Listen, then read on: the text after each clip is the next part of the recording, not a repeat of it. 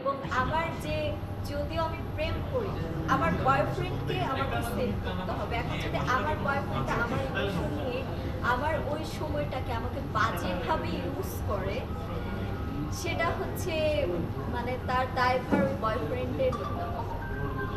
তো আসলে ময়না সিনেমা যে মেসেজটা দেওয়া হয়েছে সমাজে, একটা মেয়ে যখন বেড়ে ওঠে তখন আসলে অনেক রকম ভুল করে।